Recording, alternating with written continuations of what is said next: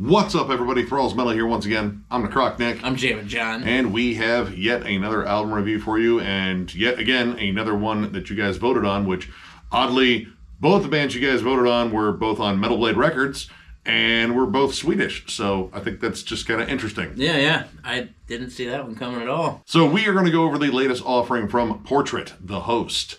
This also comes out on the 21st of June on Metal Blade Records, as I said.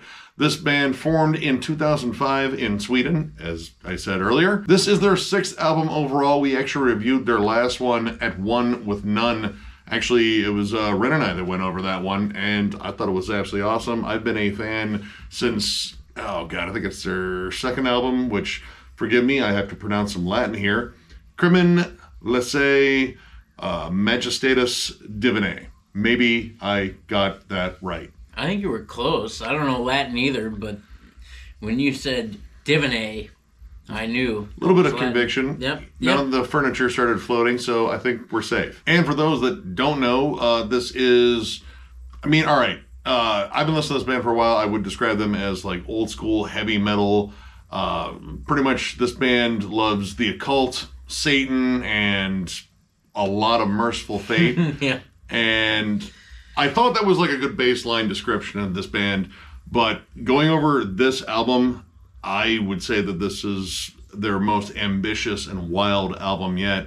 So this is yet another one that John hadn't been exposed to, but honestly, I feel like we're kind of on the same page because this is kind of different for me too. Yeah, I've never heard these guys before tonight. And Nick had me jam a song off of a different record just so I could kind of get a feel of what this band was going to be. And I was like, all right, cool, I can get down with this. But I came into it thinking one thing and got something that was kind of like that, but totally different. So in that aspect, it was like both of us were hearing, I guess, this incarnation of this band for the first time. Yeah. This one really caught me off guard. I mean, and this band has been solid at just producing just great, very occult, dark sounding heavy metal. Yeah. Like, rich harmonies, lots of nuabum tropes, and, big, lavish vocals, very theatrical. But this album kind of like takes it to a whole new level. Before we even get to the first track, there is an intro on here, which honestly, I didn't necessarily hate. Like, it sounds like you're, watching the title card to some like 70s or early 80s Italian horror flick. Like big doomy synths. Mm-hmm. It sounds spooky and ominous. And there's this big drum hit, like, I don't know, the whole vibe of something creeping up on you. Some crackling and the whispers. I think what they were doing was summoning Satan at the very beginning of the record so that by the time you got through this, you were like, okay, it makes sense. I'm pretty sure what he was saying, at least for part of it, was in Latin. It was in Latin. So it is altogether possible that they summoned the devil in the very beginning of the album. Yeah. And then you get into The Blood Covenant. And believe me, when this song took off, I was absolutely shocked. Yeah. Now, this band definitely plays its faster songs, but generally it's more in the vein of, that kind of classic heavy metal D beat, like the faster songs you get from early Iron Maiden and so on. This thing is thrashy. This is fast and kind of vicious. The riffs are just kind of mean-spirited. Like, they don't necessarily lock onto a very classic nuabum sound, which was kind of what I was expecting to kind of start off this album, really. And while the vocals are absolutely insane in terms of the inflections and high wails and kind of growls and spoken word stuff, and they're all over the place, but the riffs start going kind of haywire in terms of the transitions. Like, all of a sudden you get blast beats, and there's kind of blackened tremolos, and then it shifts into, it's a flat-out death metal groove. I wasn't expecting to compare this band to Morbid Angel, at all, but that's what it was, dude. Those tremolos are Morbid Angel, and the vocals, I think, to touch more on the theatric side of it, I think what the vocalist sounds like is King Diamond, who's experiencing multiple personalities. Yeah, and vocal dynamics in here are, again, nuts, and when they layer them and do harmonies, I don't necessarily know if it's the rest of the band harmonizing with them or it's just doing multiple vocal takes, but they are kind of odd. like he's harmonizing with like very distinctly different voices. Like you have points where, of course, you have like a very high wail, like very King Diamond-esque, or like Rob Halford, and then underneath it you have like kind of like a gothic baritone voice. Like all of a sudden you got like Pete Murphy from Bauhaus harmonizing with Rob Halford, and I didn't know that would work. I never actually thought about that in my head before, but here it is. Yeah, and then sometimes it's layered with not only that, but there's even like spoken word on another layer below it all. So you have, again, like multiple voices coming at you pretty much a lot of the time. At least when they get into the bridges of most songs, you get that. Now this album is still packed with a lot of like familiar territory for this band. Like, again, like kind of classic straight up heavy metal. Again, their themes are much more dark, and that is matched in the music. So instead of having like a lot of ascending melodies, like, you know, the big triumphant like Iron Maiden bangers and such, you get a lot more, well, I mean, kind of closer to the Merciful Fate thing, where it's a lot more like, you know, scaled down. It's, you know, more towards the depths. It's more minor chord harmonies. It sounds dark and sinister. And with some of these heavier elements that are on here, because we're going to get into like some of the other surprises, this band, I don't know, to me it sounds like a bunch of like extreme metal guys got together and formed a heavy metal band. It really does. There's way too much going on here for me to believe that it's solely just a bunch of dudes that worship classic heavy metal. Like, sometimes the riffing is very aggressive. The song Oniric Visions has a bunch of like chuggy triplet gallops, and then sometimes they're harmonized. From the Urn, riff-wise at least, it's closer to Melodeath. Yeah. Which is strange. There's like really interesting like dissonant harmonies. Like they're playing like, you know, dissonant melodies on top of like, you know, your standard like New Wabam harmonies, and the blend of it together it's very odd, but it works. And I think that was maybe the approach on here is like, listen, we're gonna have like kind of our core sound here. Like there's still tons of just classic heavy metal all over the place, but we're gonna kind of go off the rails at points and really kind of wow people with just insanely different dynamics that, as far as I have listened, I don't think have shown up on any of their albums, at least to like this extent, where they kind of take over the entire song. Other songs like Treachery, Sword of Reason, The Steel of Revenge, in quotations there, and then Sound the Horn are again vastly different, dude. Sound the Horn is straight balls to the wall thrash. It sounds more like Brazilian thrash, like Ripper or Sepultura, and then there's even some riffy moments that I would compare to Atheist. Yeah, Sound the Horn completely caught me off guard. Yeah. It's, you know, thrashy, but it's like that single kick blast, like you hear in like crossover bands, like, you know, like early DRI and Cryptic Slaughter and stuff like that. And even the riff is a little bit more punky. It's kind of got like this snarling attitude. There's gang vocals. There's still 80s wailing on there, but the overall energy and the vibe is so far removed from like classic heavy metal. Yep. Like there's definitely some melodies on it, but, you know, the fast pace, the more punky, aggressive riffs, this is something I don't think I've ever heard from this band before. And then there's the song Treachery, which I was not expecting whatsoever.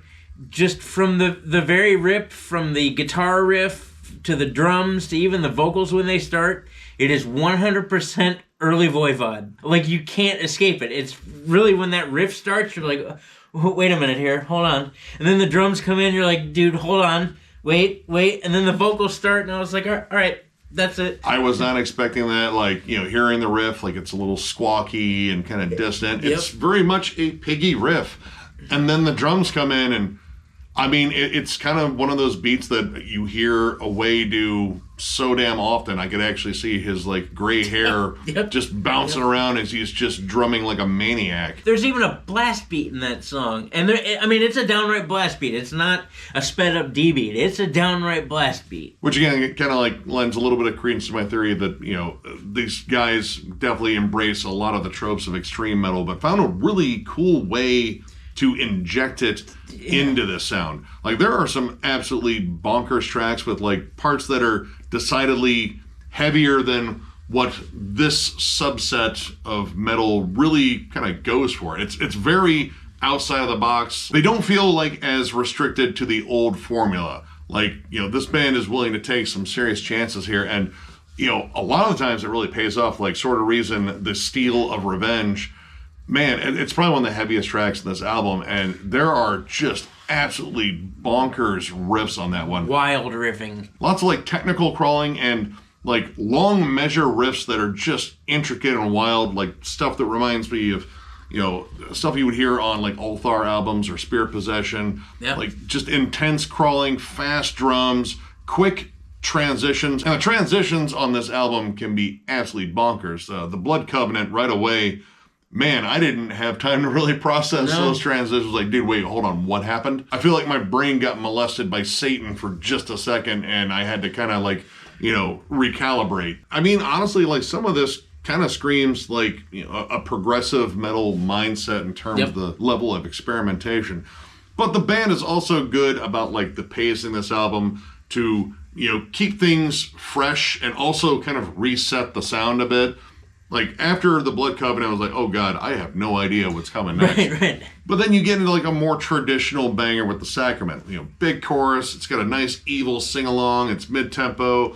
It's even got some like classic Sabbathy riffs on there, but kind of like more specifically like Dio Sabbath. Yeah. Dweller of the Threshold is probably the most straightforward new album song on there. D beats.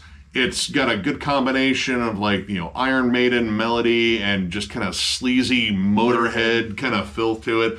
It's just a riffy D beat driven banger. It doesn't really deviate from the formula, and that's kind of like the recalibrating song there. Like, all right, the last couple might have been a little strange because, we went off the rails. Here's the rails. They're familiar rails. Like the rails you see in like, the club's bathroom. Hell, even the arguably ballad-ish song, One Last Kiss, is still a little bit more like straightforward territory. Like it leads in very somber, but very melodic, builds up to a giant chorus. Like this is kind of a power ballad, but the tone of it is not power ballady. Like it feels like, instead of talking about how much they miss someone they love and they want to be with them, this is more like, listen, I watch you sleep and I'm going to hunt you down and murder you because I'm in love with you / obsessed with you. And you'll never believe I dug a grave. I know that sounds weird, just roll with it. Or roll into it. But yeah, this song,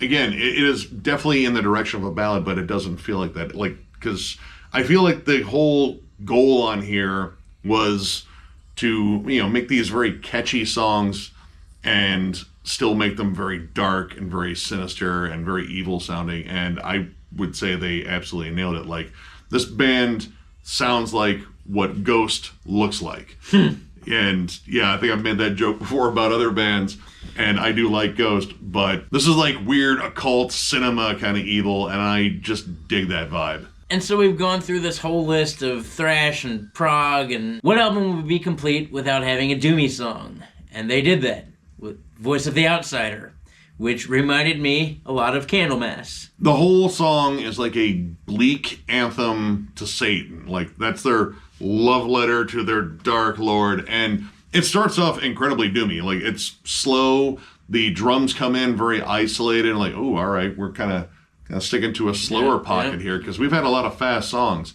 And the riffs behind it are just sinister and dark. The vocals sound like a wailing ghost crying about probably being dead. It's honestly a little bit dissonant too, which I think kind of adds to the creep factor. But what I wasn't expecting, was a doom song. That's first. But what else I wasn't expecting was like, all right, we're going to hang in this realm. It's going to be the slow brooding track. And then the whole back half of it turns into like an Iron Maiden epic. Like it starts getting more gallopy. The riffs sound more epic, but again, sinister as hell. It kind of transforms the song into something else, but it keeps that vibe intact, even with the killer harmonies, which, I don't know, like they remind me of like, both like neoclassical leads, but also like going farther back like to like Thin Lizzy. Those harmonies right there are probably some of the sickest harmonies on the record, because that whole riff is huge. there's a lot going on in that riff, and it's all harmonized, and it descends. Even though it's going faster, it still kind of reminds you that this was a dark and doomy song by taking that harmony into the ground. Now, I do really enjoy this album. I think it's got a lot to offer, and by a lot to offer, like it's almost 78 minutes long. So this is a long album, but the variety kind of keeps it mixed up. But there were some things that I didn't necessarily like. Sometimes I feel like the bass being kind of up in the mix, I feel like there are moments where like there's like an extra noise that kind of comes from it, like the heavy strumming or plucking. Yeah. It was really prominent in the last track, The Passions of Sophia, but also earlier on, probably around, I would say, Oneric Visions or The Sacrament, it almost sounded like someone left the click track on. Well, yeah. See, I don't know if it was so much the bass being up in the mix. I mean, it definitely wasn't the last track, 100%. But earlier on, when we heard that clicking, I think it's just the pick striking the strings and whatever effect they're using. And whatever effect they're using, I think makes the bass sound a little bit higher than it is, just because the contrast of the tone they have for the distorted guitars versus whatever filter they have on that bass doesn't necessarily mesh properly together. Die in My Heart, well, I think it's got some solid riffs. It's, pretty hooky. It does feel kind of like standard fare on here, even though I think like towards the end of it, it's just got some really killer harmonies. Yep. The rest of the song is just, it's a good heavy metal song on an already long album. Kind of the same thing with From the Urn. I do like the off-time rhythms, but I feel like it gets a little muddled in there a bit. But the biggest offender, and by biggest, it's the longest song on the album, is The Passions of Sophia. It's 11 and a half minutes, and that's how this album closes, and you've already listened to over an hour of music at this point. It feels really long, and I imagine it was, kind of like their idea, like, hey, Iron Maiden wrote some big heavy metal epics, Alexander the Great, Rime of the Ancient Mariner, those two of my favorites right there. But this kind of never gets off the ground, really. Yeah, the problem is that it doesn't ever really go anywhere. And the fact that the intro is almost 3 minutes long, and okay, the band's been given some time to shine, and definitely the vocalist has had time to shine throughout this record, but this song feels more vocally driven pretty much from the rip. So you get 3 minutes of this quiet, very emotional kind of dirge going on. And then when the music does kick in, really, to me, there's only one really cool riff, which they play a couple times. At the almost 7-minute mark, the music drops out and it goes into this, pretty acoustic bridge. And then 8 minutes hits, and it's heavy and chuggy and whatever, but, even throughout all of that, even when the band gets a chance to jam, it still doesn't ever really go anywhere. Yeah, to me, it feels like a 4 or 5 minute song stretched into an 11 and a half minute song. And there's just not enough dynamic in that song to really make it interesting, which is weird to say considering all the dynamics that are shown on much shorter tracks.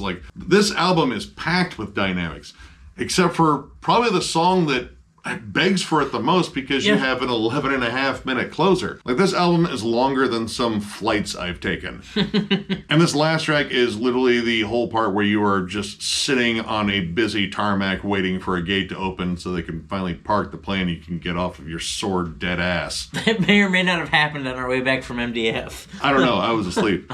But yeah. In terms of the biggest negative, that is probably the one. And for the most part, this album is really good about not making you feel how long this album is. But man, that last track, big offender. But overall, I really dug this. And legit, this was kind of a surprise for me because this is definitely stepping outside of this band's comfort zone on a good chunk of this album. And they did it really well. So overall, I'm going to give this 4 stars. I think this is a banger, and a banger in a totally different way than I thought it'd be. I was expecting some just good, flat-out, evil-sounding trad metal. And while I did get a fair amount of that, I got a lot of other stuff that I wasn't expecting. I think this band's songwriting on here is really ambitious. And I like it when a band is ambitious, but they also manage to execute that sound. There's tons of bands out there that get really ambitious and then they get an album that's kind of dicey with fans. Yep. I think this has enough of their old sound on there to still be very comfortable with their, older fan base. And it's got enough experimentation on there where it kind of like freshens up their sound a bit. The riff work in here is absolutely nuts. The songwriting is wild. Vocals are absolutely insane. This is just a flat out fun, sinister, spooky, evil, over the top, occult album of just Satan loving. I don't know. It's amazing. I strongly recommend this if you're a big fan of Merciful Fates, Satan. Still a lot of like the classic stuff too, but I don't know, if you just want your heavy metal to sound a little bit more, dark and evil, check this out. Damn good listen. I agree with Nick. As if you haven't guessed, we've both been kind of ranting about this album. I definitely give it a 4. It was definitely entertaining and way more than I signed on for in the best possible way.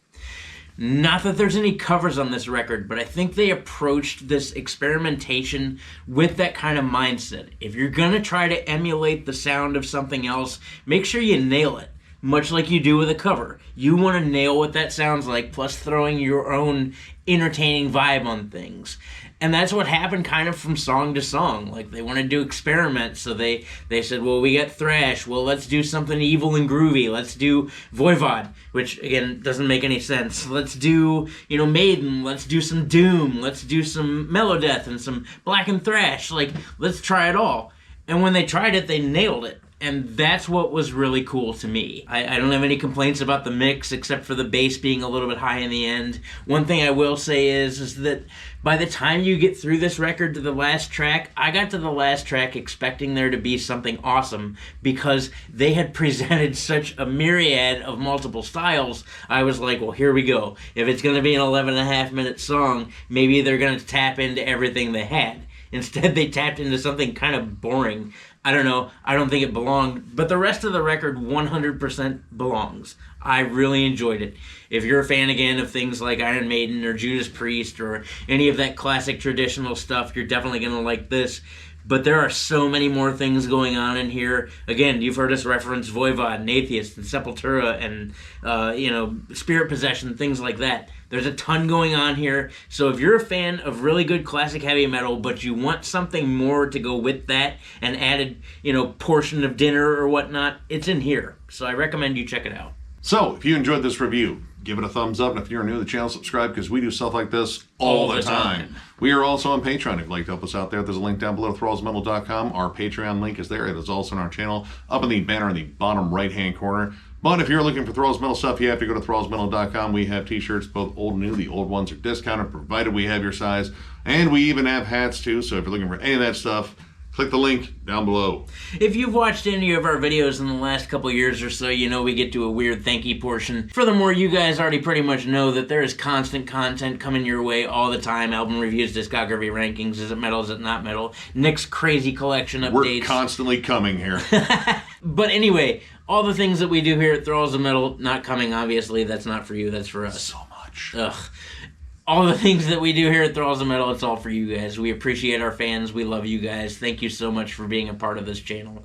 We genuinely appreciate you, so I just wanted to say thank you. Yeah, you guys absolutely rule. And again, lots of content coming your way. So one more big thank you, and we will catch you later.